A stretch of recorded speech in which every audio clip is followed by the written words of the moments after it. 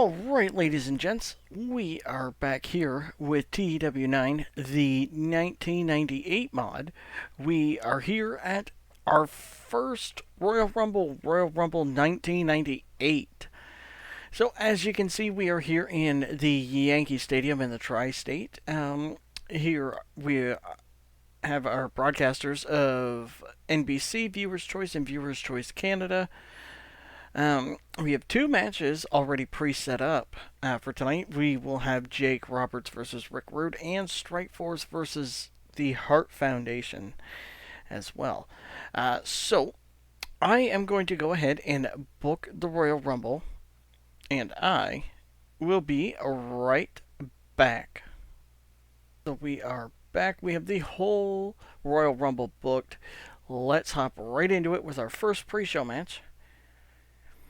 In a pre-show bout that had horrible wrestling and non-existent crowd heat, the Fabulous Freebirds defeated Los Conquistadors in 9:48 when Terry Gordy pinned Conquistador Uno with a powerbomb. In terms of in-ring work, Michael P.S. Hayes was head and shoulders above everybody else. The crowd heat is expectant and simmering. The wrestling rating was a 47, the crowd was a 36, and the segment got us up with a 54. Terry Gordy had a 50, Michael Hayes had a 61, Conquistador Dos had a 42, Uno had a 35, Michael P.S. Hayes debuted his old school face gimmick and it got a poor. Terry Gordy did his old school face and it got a very good. Terry Gordy does have an injury that I just found out about, and it took a big toll on his performance. Michael and Terry showed excellent chemistry. They got a tag team bonus. Gorilla and Jesse have pretty good chemistry when calling matches. The commentary quality lifted it, and the color commentary gave it a boost. Let's check out the gimmick recaps. Wins and losses have more momentum, and it's just a standard, so nothing. So that's not too bad. So let's head to our second pre-show match. In a pre-show bout that had subpar wrestling and little heat, Medusa Michelli defeated Judy Martin in 10:30 by pinfall with the bridging German suplex. The crowd heat is expectant and simmering. The wrestling rating got a 49. The crowd rating got a 38. The segment got us a 52. Medusa got a 45. Judy got a 53. Medusa debuted her old school face gimmick and it got a great. Nick Patrick debuted his corrupt referee and it got a very good. The commentary gave it a boost. The color commentary gave it a boost as well. And Jimmy Hart did good work at ringside. Nothing for her. And may receive a bonus when they'll look dominant, but he's not a wrestler. So that's kind of funny. Okay, so let's hop in with our opening match. In a bout that had terrible wrestling and non-existent crowd heat, Hercules defeated Sam Houston in 5:40 by submission with his full Nelson. The crowd is disinterested, which really sucks. The wrestling rating got a 43. The crowd got a 34. The segment got us a 42. Sam Houston got a 28. Hercules had a 58. That advanced the Ultimate Power storyline. The commentary quality gave it a boost. Color commentary gave it a boost as well. Bobby Heenan did good work at ringside. The match was a poor way to start it, and it killed the crowd a little bit, and it cooled them a little bit too. Segment due to negative impact on the road agent notes being used. Really wasn't anything. I just had him look dominant. That was pretty much it. So let's head to our next segment. Rick Rude tonight at the Royal Rumble. You'll finally get what you've been asking for. You've been running your mouth, showing off, disrespecting everything that matters in this business. But talk is cheap, and soon you'll learn the price. Because when you step into the ring with me, there's no music, no mirror, no posing, just pain. And when you're down on the mat and looking up, wondering what went wrong, you'll remember one thing. I warned you. And Honky Tonk Man, don't think I've forgotten about you. February 5th, the main event. You've got the Intercontinental Championship, and I want it. But this isn't about gold. It's about justice. You've tried to humiliate me, you ran from a fight, but there's no more running, no more hiding. At the main event, the clock strikes midnight on your title reign, and when it's over, you'll be just another memory, and the Intercontinental Championship will be where it will belong to the Snake.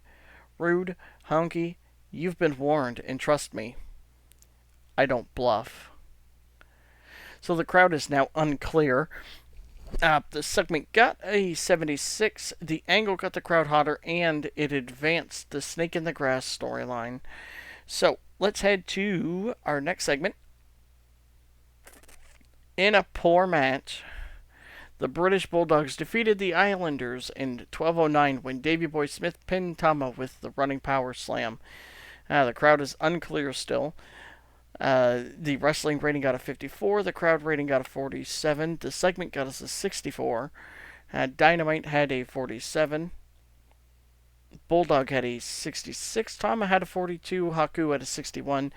The Matilda's missing storyline advanced. The creative finish that I used was a success. Dynamite was off his game. Davey and Dynamite got a tag team specialist bonus. The commentary quality lifted it. Bobby did good work at ringside, and Haku and Bobby have pretty good chemistry. So I'm just assuming that everything went wrong. Now, for inexperience and holding back, that's pretty much it. Well, that's not too bad. So let's head to the next segment here.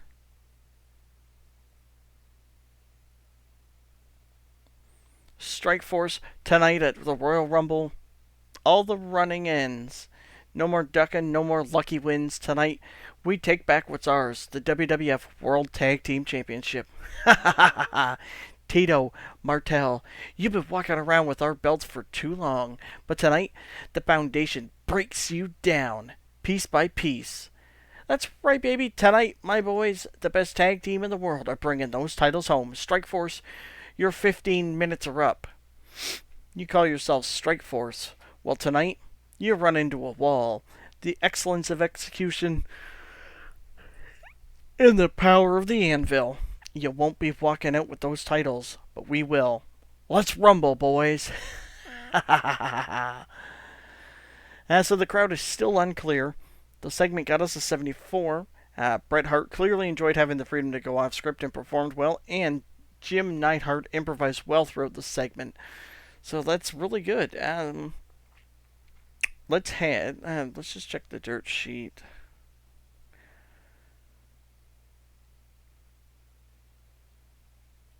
I don't know. Oh, well, hey, it is what it is. So, let's head to our next match. In a good match, Jake the Snake Roberts defeated Rick Rude in 1802 by pinfall with his DDT. The crowd heat is still unclear. The wrestling rating got us a 76. The crowd rating got a 73. The segment got us an 80. Rick Rude got a 75. Jake the Snake got a 76. It advanced the Snake in the Grass storyline, and Bobby Heenan did good work at ringside, so that's not too bad. So let's head to the next segment. Hart Foundation, Strikeforce, it doesn't matter who wins tonight, because after the war is over, there will be pain, there will be punishment, and there will be demolition. We don't care who's left standing after the Royal Rumble, because when you step into the ring with us, you're not just defending the titles, you're fighting for survival. Strikeforce, Hart Foundation, you're both tough, but you're not us. You haven't felt the kind of destruction we bring. You haven't felt the power of demolition. Demolition, no games.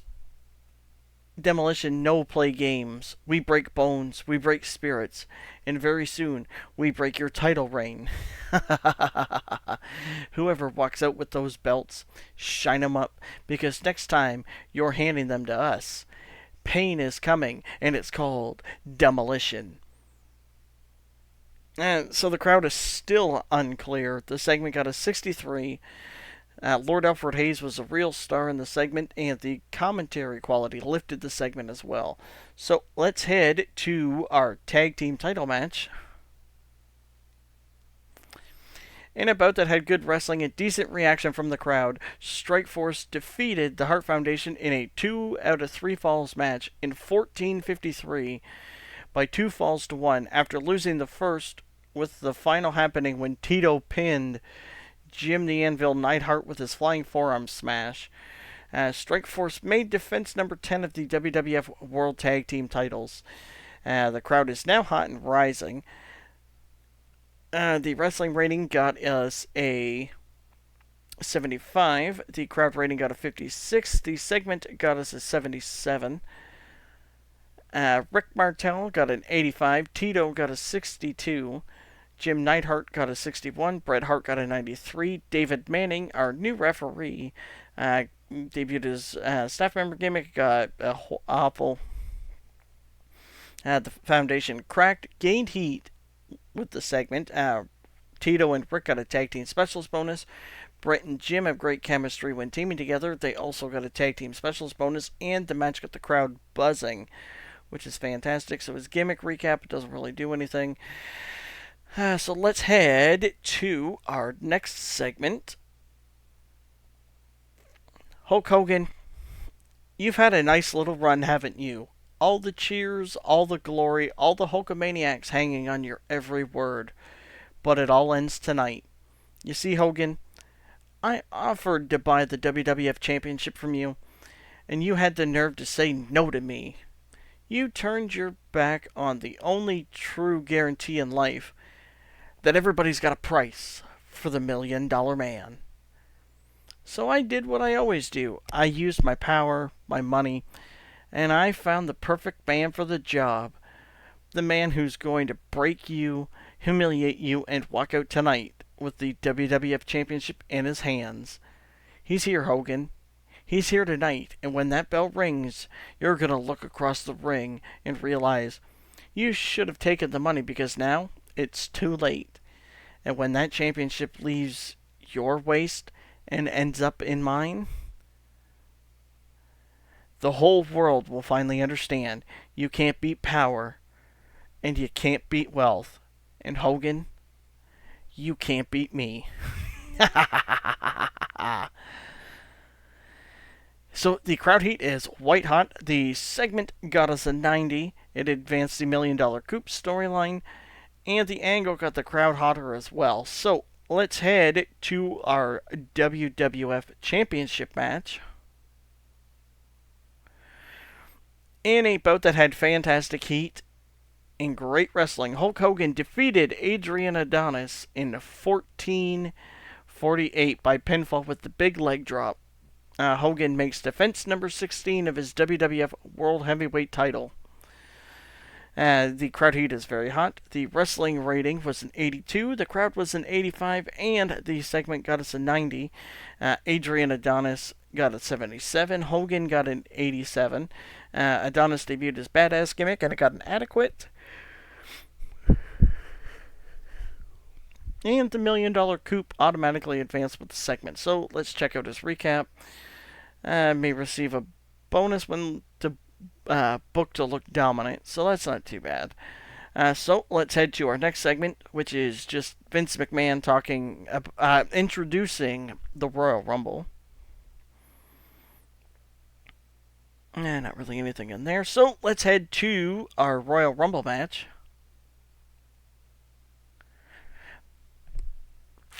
That is fantastic. Fantastic. The best Royal Rumble I have ever gotten in my entire life of playing these games. So, in a decent match, Sergeant Slaughter won the Royal Rumble in 59:43. In order of the eliminations, it was Greg Valentine first, then Coco Ware, Stan Hansen, Jim Duggan, Brian Knobbs, JYD, Axe, Bam Bam Bigelow, Ken Patera, Dino Bravo, Tatsumi Fujinami, Big Boss Man, Brutus the Barber Beefcake, Terry Funk, Don Morocco, Kerry Von Erich, Mr. Perfect, Hillbilly Jim, the Intercontinental Champion, the Honky Tonk Man, Jerry the King Lawler, Butch Reed, One Man Gang, Sid Vicious, King Harley Race, Paul Orndorff, Ricky Steamboat, Bob Orton, The Undertaker, and finally the Macho Man Randy Savage. As Sergeant Slaughter wins the WWF Royal Rumble. Just about everybody in here is debuting a new gimmick. Let's see here. At Advanced Savage's Redemption, the Snake in the Grass, the King and the Funker, the Cowboy and the Dragon storylines. JYD was off his game, Ken Patera was off his game, Sergeant Slaughter was off his game, and Kerry Von Erich was penalized due to the effects of going through personal issues. Okay, so his gimmick was very good. It gives a small boost to psychology, and he may receive a bonus when to look dominant. Gives a small penalty to star quality. Wins and losses have greater impact than normal. Nothing. Gives a large boost to menace during angles. Stan Hansen, very marketable gimmick, will sell a lot more than usual. Tatsumi Fujinami gives a small boost to charisma and just everything about comedy gimmicks. The Undertaker is extremely marketable and will sell far more merchandise than usual, and that's everything. So, that concludes this episode. Let's see what we got. We got an 87.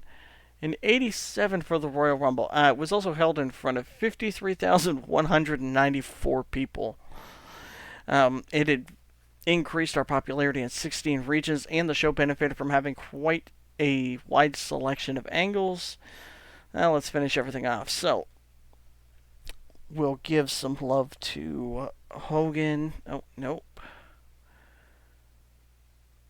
Hulk Hogan for a great performance. We'll give one to Sarge for his performance. Bret Hart for his performance. And I guess Randy Savage can be told he's awesome. They were all happy about it. The financial report, holy smokes. We made $1.8 million in ticket sales. The broadcast revenue was $1.7 million. The merchandise was $422,000.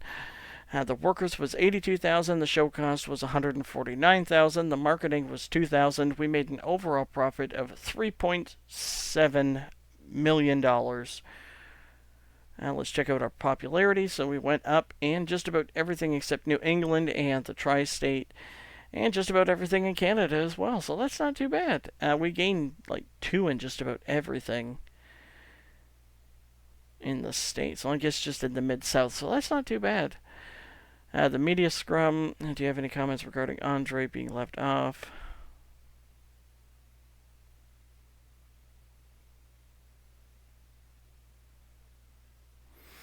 Ricky Steamboat talks us, but being his new protege sounds like a good pairing. Hired Kerry Von Erich.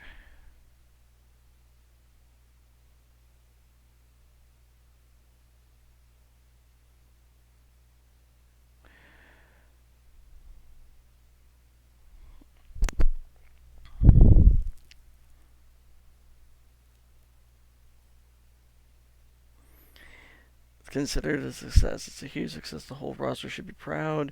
And we saw Jake have an off night. And there we go. So that is the end of this episode. I will see everybody when we come back for our next triple taping of Primetime Wrestling. I did tape all of the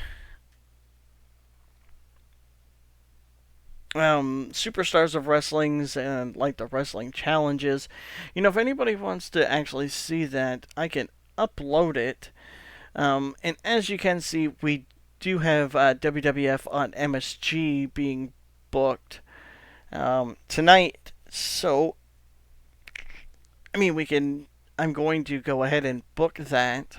But if you want to see the episode for the like sextuplet of the booking that I had to do for all of the wrestling challenges and the superstars of wrestling, I can definitely upload that and we'll get right into it. Just leave a comment or a like or anything like that. But that is the end of this episode, so I will see everybody in the next one.